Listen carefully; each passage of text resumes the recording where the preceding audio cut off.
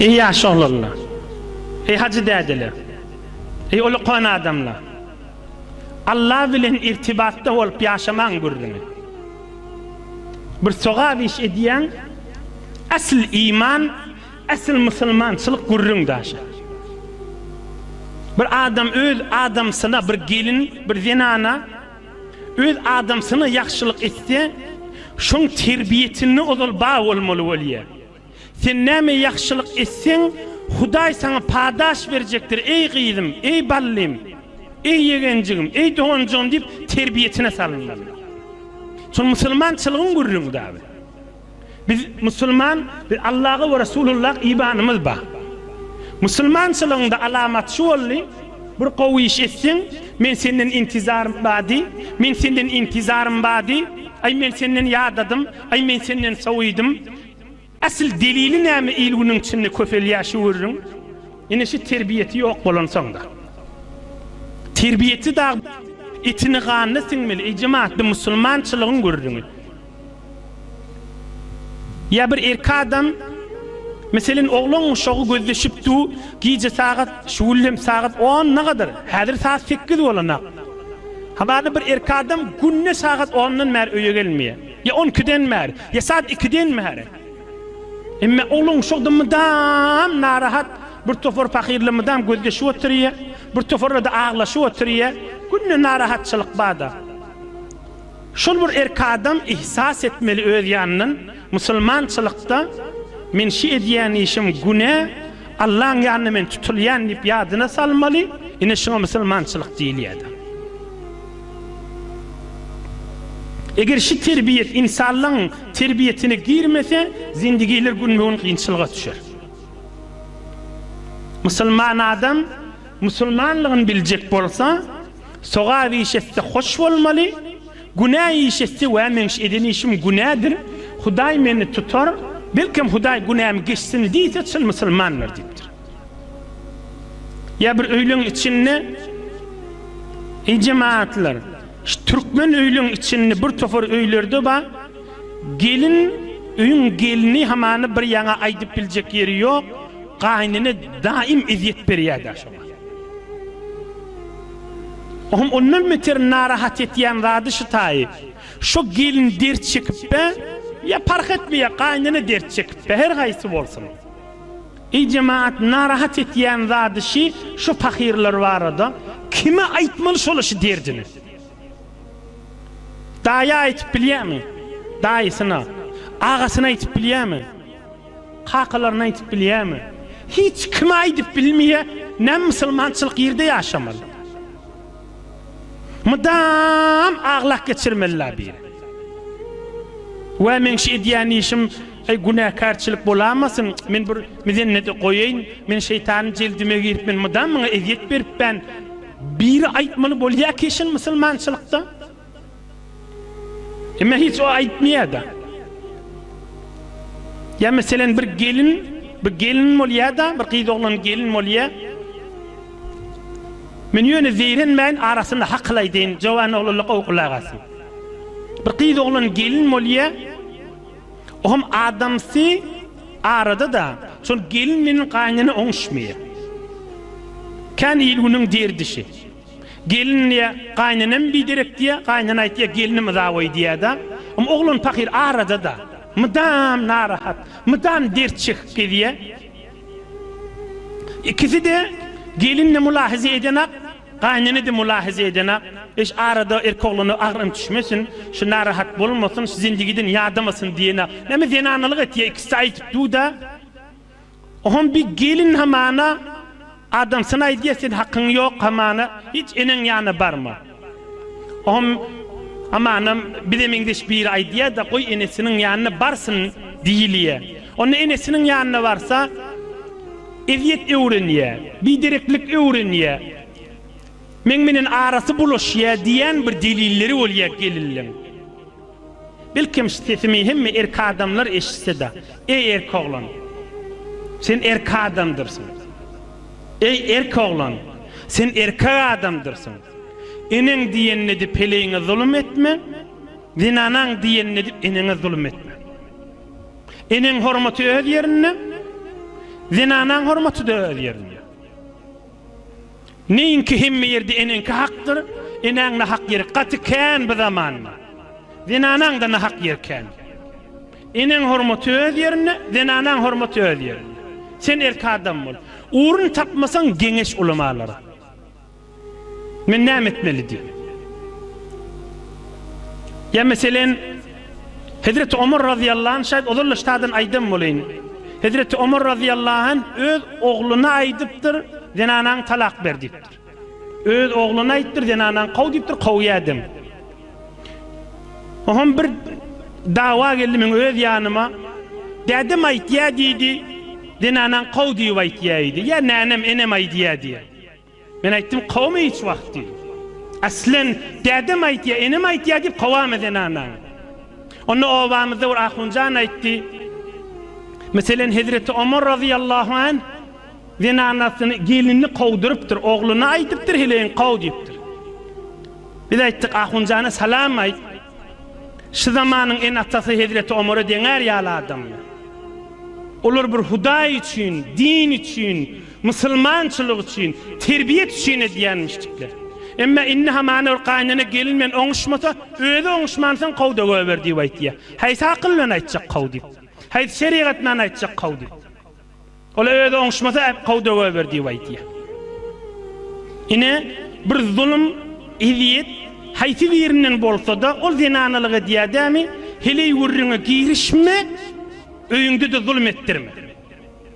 Zinany wurruna girişmeň, zinany wurruna girişmeň, zinany wurruna girişmeň, ýöne öýde zulmdy etdirmeň. Kıssaga düşülýärmi? Geňeşiň ulamalara. Şun kabul edýän alim adam bolsun, töwrüň derdini çeken bolsun, şeriatdan habary bar bolsun, jamiň derdinden habary bar bolsun, kıyamatyny ýada salýan adam bolsun geňeşiň. İnşallah haklarsın. Yoksa Resulullah aleyhisselam aýdypdyr, her kim özüniň musulmanlygyny tanıyjak bolsa, özüni çekip görmeli. Soğa bir iş etse, men Hudaýa şükür ýakşylyk etýän, soğa bir işe dotyny begenmeli. Ýa-da zulmetse, eziyet berse, özü narahat bolmaly. Men şu gelinime eziyet berýän, ýa men şu gaýnanyma eziyet berýän, şu da bir adamdyr, şu da oglu da diýmeli, özüne göre intizary bar da diýmeli, ýa şu da zinanasy da diýmeli, intizary bolýar da diýmeli. Bir urdaşrak gowmalla, urdaşrak gidişmeli şoň bilen. Asyl musulmançylyk. Hop raýat etmeýänmişdikler, sen mert bol. Sen erki adam bol. Her nämet öýüňde zulm ýörtme. Enejan öz ýeriňde oturmaly diýip. Bu zinanak da senin öz yerinde oturmalı. O yadamany yine jedeli gidiverse, sen erkek bol, öz işin menen bol. Emma yine öýüňde zulm etdirme.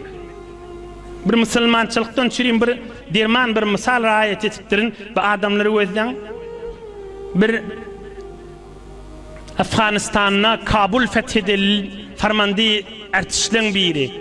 Tagriben Türkmen ýylyň içine de gelin musulmanlaryň başlaklarynyň biri. Hazreti Muhalleb,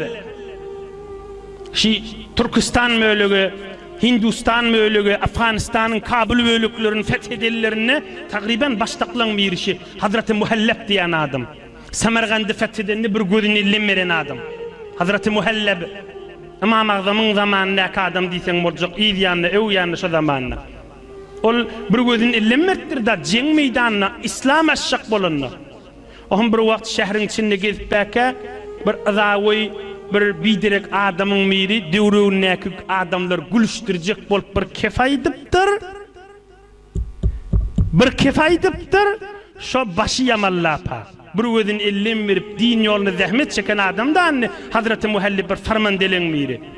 Bir adam ilagdy irik halkyň agzyna baglap bolanda hyýabanyň geçip bar ýaka köçen kaptalyny duran adam döwrüňdäkileri güldürjek bolup şo barada bir zat aýdypdyr, şo farmandy artiş barada. On dipdir, bir özde ýok dipdir. Şona bazara dipdir, ele ýagyndan bazara atyp satsaň üstümeni dedijek adamay şo baştarat beren dipdir. Üstümeni dedijek adamay şo bir özde ýok dipdir. Bir de on kulagyny eşitilipdir. Şo wagt eşitipdir, eşitmerim kadip öz başagaýlygy bilendir dip ola barya hamana aty bilen Bir de şu kefe aydakını devruğun nekleri güldürüptür, o da eşitiptir. Atını saklaptır, yanından yüztümen çıkarttır. Yanka kefaydan kim deyiptir? Yanka kefaydan aldırap, demek şol adam deyiptir. Yüztümeni beriptir, bana yüztümen kıyma turdun deyiptir. Gel bir de yüztümenin kärrak kıyma turulmasın, kärrak vererdim, hoş deyiptir. Kärrak kıyma turulmasın, kärrak vererdim deyiptir. Ey cemaat, ne kadar terbiyet görüptir adam dininden çüleyim. Ne kadar terbiyet görüptir adam. Ne kadar insaniyetli buzurguvarlık kökü diye ödünden. Bir kıyın zata adam bir kip işitmeli şunu içinden kan olup geçmeli, maskara olup otin da sen. Olu konu adam maskara olup otin.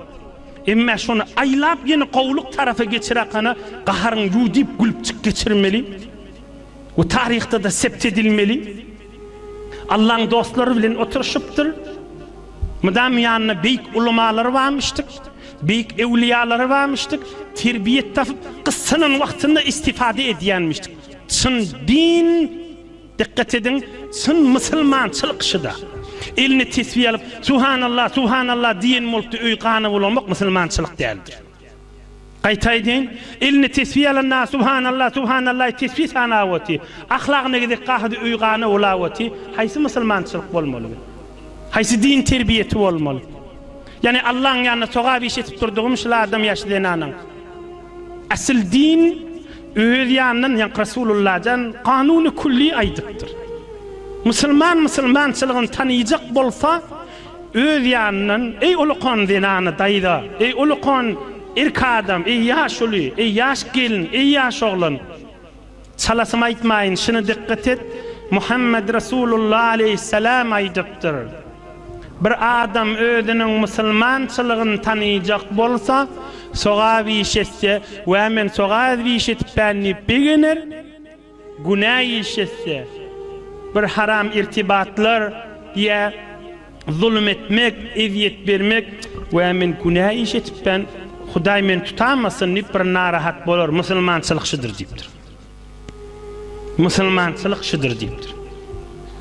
İslam Allah'ın dinine yaşamak şıdır deyiptir. Müslümançılık imanla yaşamak Resulullah aleyhissalatu vesselam şudur deyiptir. İnhe adam öl yaşap berişini adam dili yalınışar. Hemişe aydılyan görürün da el ayağı da yalınışar. Gözü de yalınışar. Neyinki mıdam günahın içinde olmalı. Ya belki günahlarda şeyler.